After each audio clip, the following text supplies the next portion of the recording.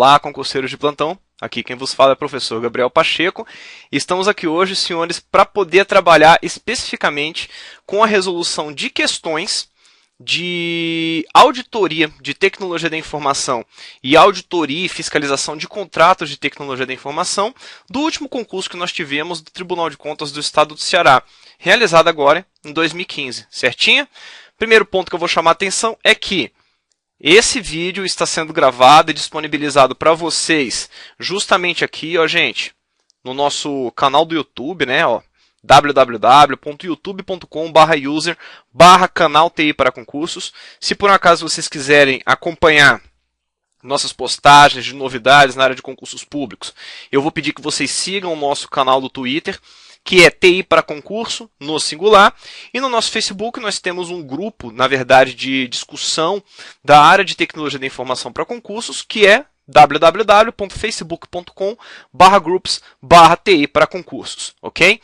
Uma observação que eu vou fazer a todos aqui, por favor, é o seguinte: gostou do vídeo? Compartilha, mais do que isso, gente, curta aqui embaixo, né, onde nós temos ali a parte de curtir, é um joinha que tem aqui sim no YouTube, ok?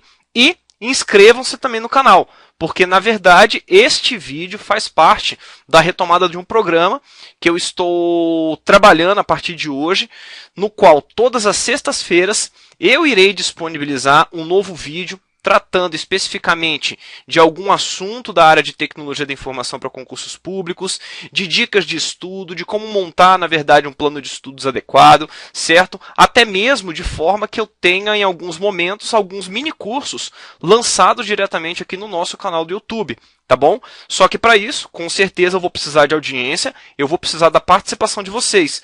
Então eu peço realmente que até mesmo aqui no próprio vídeo, vocês comentem, citem os pontos que vocês gostariam que fossem trabalhados nos próximos vídeos, tá bom? Todas as sextas-feiras esses vídeos serão publicados com certeza, no máximo até às 18 horas de cada sexta-feira, tá bom? Mas eu peço que vocês participem. Eu preciso realmente da audiência de vocês, dos comentários de vocês, e preciso mais do que isso, saber o que vocês precisam que seja comentado, saber o que vocês precisam que seja trabalhado, afinal de contas, dentro de tecnologia da informação para concursos públicos. Ó, pode ser comentário de provas, pode ser comentário de questão, pode ser mini cursos, tá bom? Basta vocês, gente, simplesmente citarem. Pode ser dicas e técnicas de como estudar, afinal de contas, montagem de planos de estudo, tudo isso, certo? Desde que esteja relacionado ao quê? A concursos públicos. E mais do que isso, que eu estou pedindo, que esteja relacionado à tecnologia da informação para a área de concursos públicos. Esse é o primeiro programa que a gente vai estar trabalhando, é claro. O segundo programa, nós vamos trabalhar todas as quartas-feiras, na verdade, onde eu vou trazer novidades dos concursos públicos da área de tecnologia da informação, de forma bem intensa mesmo, tá bom? Todas as quarta-feiras, também até às 18 horas, eu vou publicar um vídeo falando sobre o que, afinal de contas, aconteceu na última semana nos concursos públicos da área de tecnologia da informação. Vem comigo então, gente, bora dar uma olhadinha aqui no nosso conteúdo? Vamos lá! Olha, gente, primeira questão. Auditoria de tecnologia da informação e auditoria de aquisições de bens e serviços de TI. Vocês vão ver que é assim que está sendo apresentado, inclusive no edital do Tribunal de Contas do Estado do Ceará.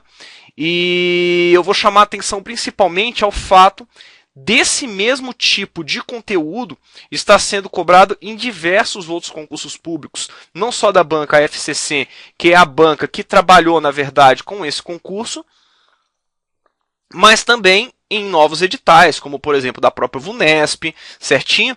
E cobrando exatamente o mesmo tipo de conteúdo, do mesmo formato que foi publicado pela banca FCC. Belezinha? Vem comigo então. O que eles questionam, afinal de contas? O que o avaliador está lhe perguntando, afinal de contas, nesse primeiro exercício, né? Nessa primeira questão que tratou sobre o assunto, a questão número 51 do cargo de auditor de controle externo tecnologia da informação. Ele vem com o seguinte questionamento: um auditor independente está acompanhando pessoalmente os trabalhos da equipe de informática de uma empresa na execução da configuração do acesso aos sistemas de informação financeiros e contábeis. Esse procedimento básico é de Pontos que eu vou chamar a atenção, palavras-chave que eu tenho que considerar para poder resolver esse exercício de maneira adequada. Primeiro ponto, eles trazem para mim o seguinte, ó, um auditor independente está acompanhando pessoalmente. Ó, palavra pessoalmente, certo? Os trabalhos da equipe de informática de uma empresa. Na execução da configuração e blá, blá, blá, e blá, blá, blá. Ele fala especificamente o que? O auditor está pessoalmente lá trabalhando. O que a gente tem que ter em mente? Tá, palavra-chave, está pessoalmente e está acompanhando simplesmente o trabalho, certinho?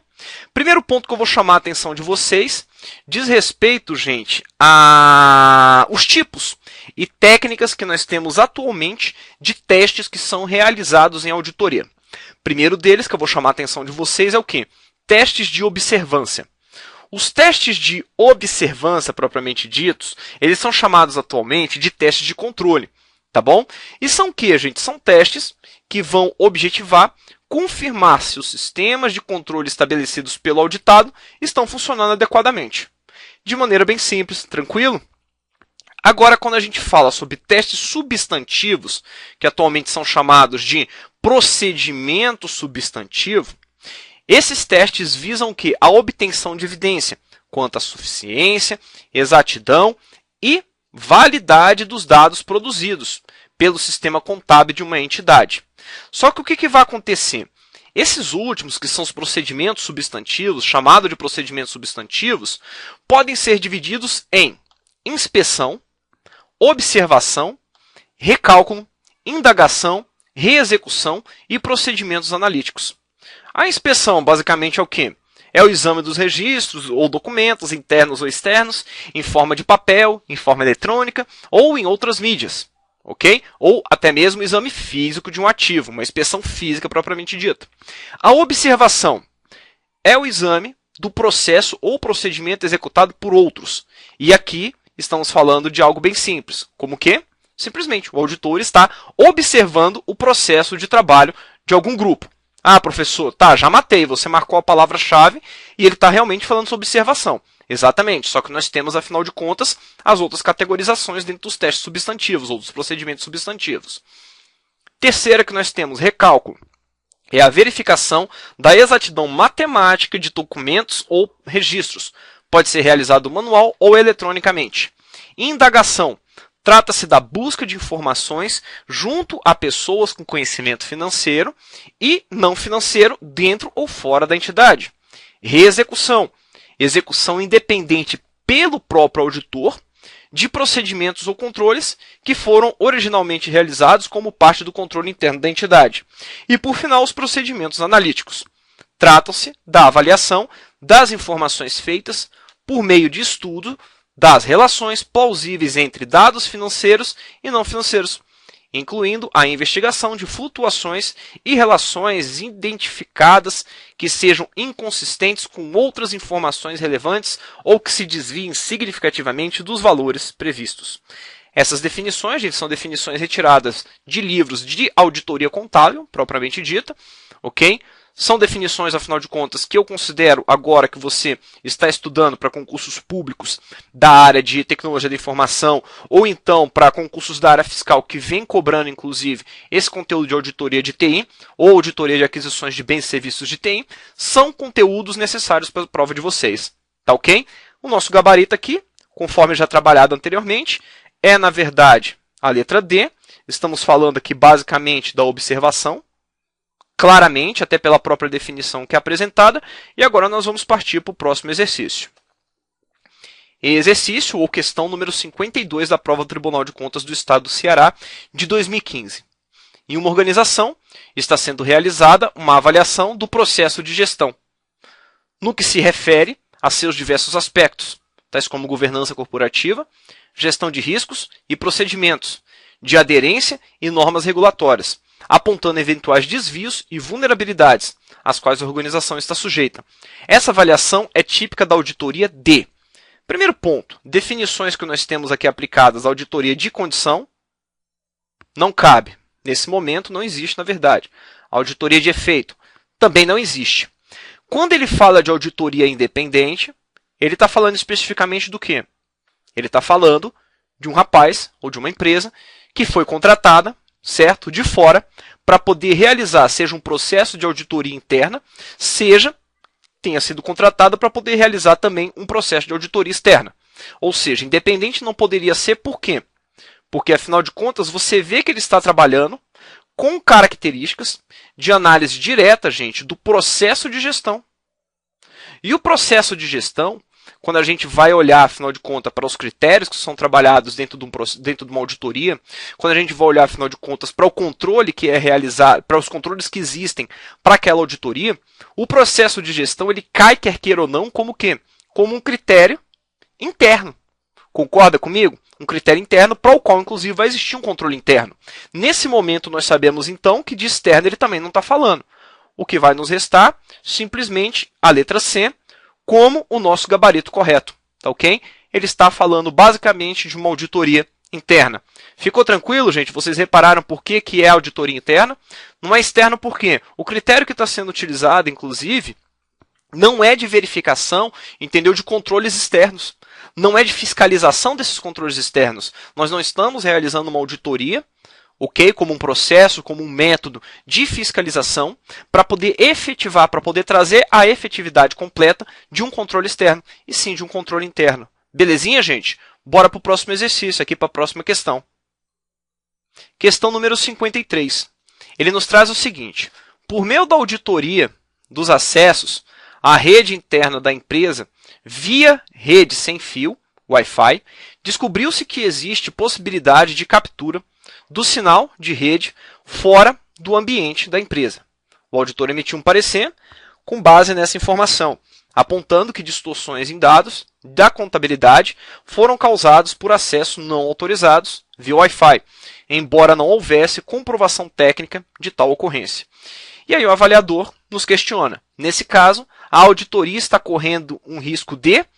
Vamos lá, primeiro ponto. O que a gente tem que lembrar, gente? O risco de auditoria, na verdade, é uma metodologia, certinho? É uma metodologia utilizada para que, afinal de contas, a própria auditoria possa trazer à tona os riscos aos quais a empresa está passando, os riscos aos quais a empresa está se expondo, e isso é levantado do quê? Na própria auditoria. Isso é um risco de auditoria, tudo bem? São riscos, afinal de contas, levantados no decorrer de um próprio processo de auditoria. Tá tranquilo isso? Beleza, então. Outro ponto. A forma que o avaliador nos escreveu, isso aqui, ó, nesse caso, o auditor está correndo um risco de... Isso aqui poderia ter sido caso, inclusive, de solicitação de anulação dessa questão. Porque não é o auditor que está correndo risco, mas sim, nesse caso aqui, ó, no caso, a empresa auditada. Tá joia? Eu colocaria aqui fácil, a empresa auditada. Ela sim está correndo um risco de... Um risco, basicamente, de auditoria, senhores. É o que nós veremos aqui, que é, afinal de contas, o nosso gabarito. E acredito só que o avaliador foi um pouco infeliz em colocar que, nesse caso, o auditor está correndo um risco de alguma coisa, porque não é auditor. Tá ok? Definição básica, na verdade, da aplicação da definição básica de risco de auditoria. E não teria vamos colocar assim, muitas outras observações a serem feitas, afinal de contas, em relação aos demais itens dessa questão. Questão número 53, gabarito, letra A. Vamos para a próxima questão? Questão número 54. Eles nos trazem o seguinte. A área de TI de uma empresa está passando por uma auditoria que objetiva avaliar os processos de governança, com o objetivo de se atuar tempestivamente sobre os atos efetivos e os efeitos potenciais positivos e negativos de uma unidade organizacional, evidenciando melhorias e economias existentes no processo ou prevenindo gargalos ao desempenho da missão institucional da companhia. Essa auditoria é classificada como de espécie. Gente, vamos direto ao gabarito. O gabarito nos traz que é letra B a nossa resposta.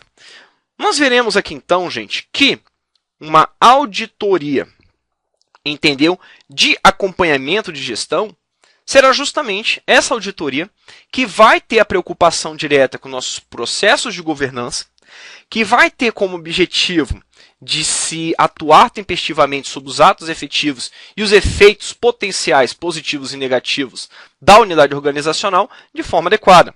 Tudo bem? Existe dentro da auditoria governamental outras definições, é claro, mas isso aqui, gente, é praticamente a própria definição de acompanhamento de gestão. Ok?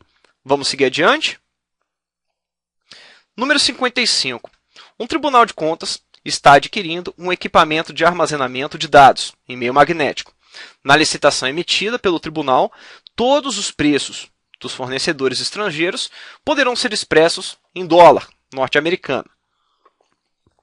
Porém, os participantes nacionais da licitação não poderão cotar em dólar, mas somente em reais. Considerando a lei número 8666 de 1993, esse procedimento está. Bem, ele está nos perguntando então do quê? Da concorrência que tem que ser realizada, que pode, na verdade, ser realizada entre fornecedores nacionais, fornecedores brasileiros e estrangeiros. O que traz para a gente a Lei 8666 no seu artigo 42?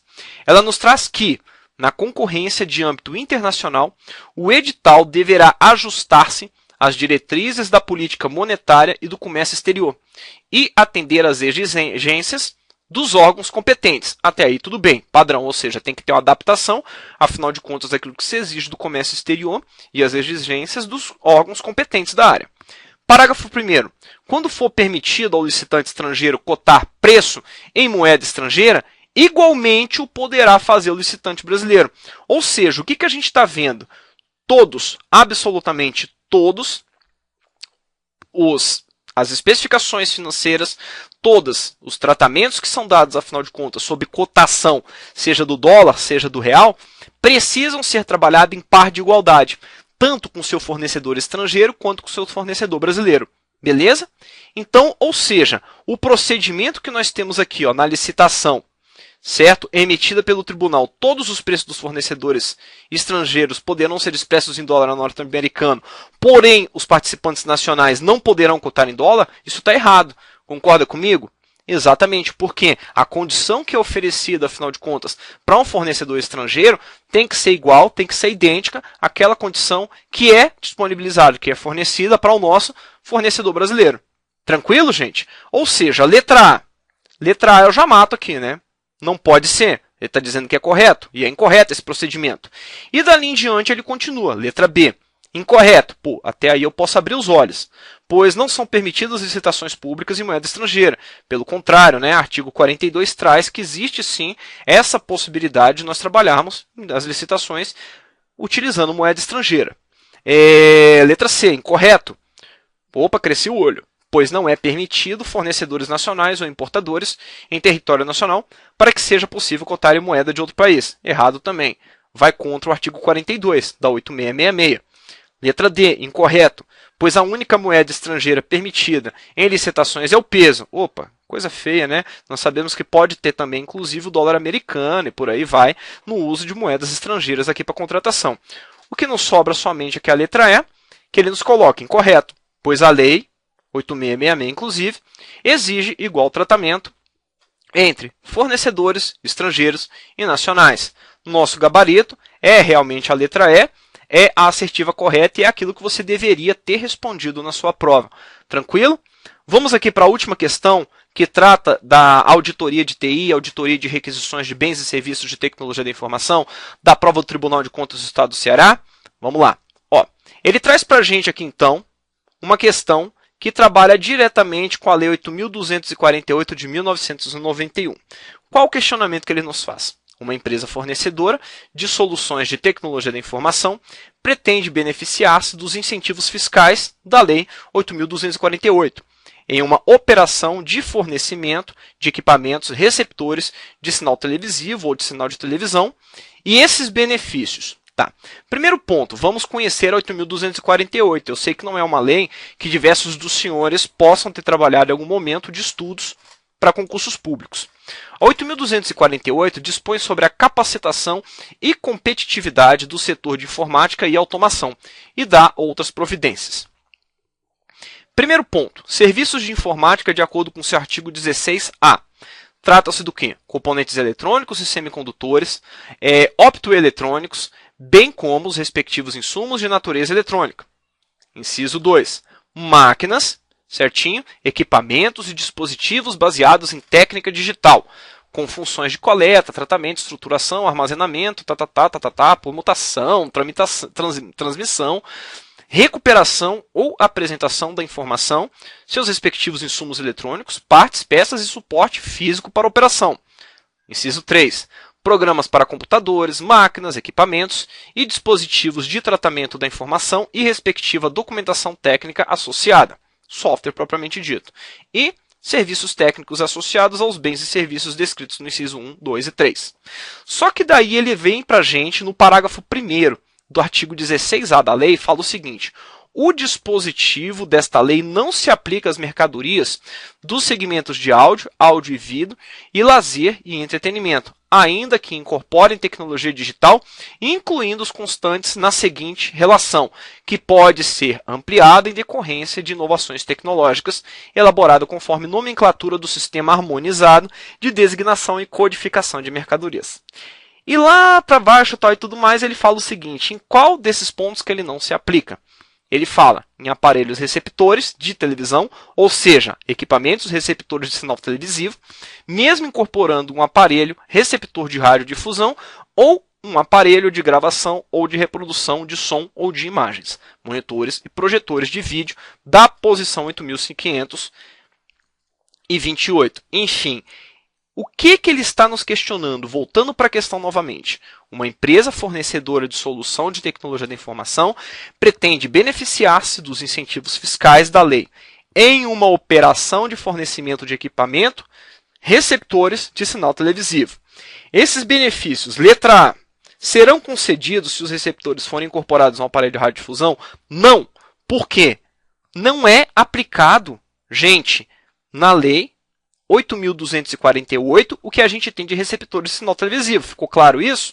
Beleza. E dali ele segue, ou seja, eu já mataria então a letra A, porque na verdade não vai ter, não serão concedidos esses benefícios.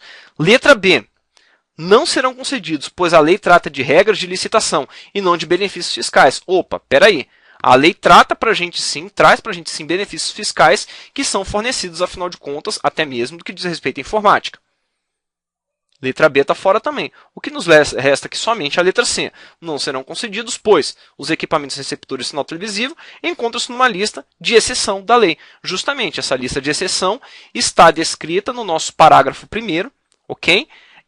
Do artigo 16A da respectiva lei. Letra C é a correta, nosso gabarito. E, gente, por hoje é só, certo? Como diria o nosso nobre amigo Gaguinho. Do jeito que eu falei para vocês, eu espero realmente que vocês curtam aqui. Se vocês gostaram, curtam. Se vocês não gostaram, curtam também. É válido que nós tenhamos essa movimentação interessante no nosso canal do YouTube para que eu continue sempre alimentando semanalmente o nosso canal do YouTube. Essas aulas que serão postadas com conteúdos da área de tecnologia da informação, da área de concursos públicos, serão normalmente postadas todas as sextas-feiras no período da tarde, no máximo até às 18 horas. E eu espero que vocês sempre estejam assistindo, que vocês sempre aproveitem, na verdade, essa possibilidade de estar estudando ali, complementando um pouco mais de conteúdo em relação àquilo que você precisa para poder ser aprovado na sua prova. Ó, inscreva-se no canal, curta e compartilhem, por favor. Tá joia? A gente precisa dessa audiência para dar continuidade ao nosso programa aqui. Não se esqueçam, todas as quartas-feiras, também no período da tarde, eu estarei aqui online, né, gente? Estarei aqui, na verdade, com o programa sendo postado no YouTube, falando sobre as novidades no que diz respeito a concursos da área de tecnologia da informação. Aproveite nossos canais também, como o professor Gabriel Pacheco, que é a minha página de professor, minha página profissional no Facebook. Pode entrar lá, questionar, falar, tal e tudo mais. Eu estou sempre bem, vamos colocar assim, aberto a comentar, a falar com os alunos, a apoiar os alunos também. Tem o nosso grupo TI para concursos, tem a página do TI para concursos no Facebook e, é claro, né, gente, tem também ali embaixo o nosso canal do TI para concursos no Facebook, no YouTube, que é o quê? https://www.youtube.com/user/canal TI para concursos. Tá ok, gente? Vou ficando por aqui. Um grande abraço, obrigado pela audiência. Nos encontramos no nosso próximo programa. Até mais, tchau.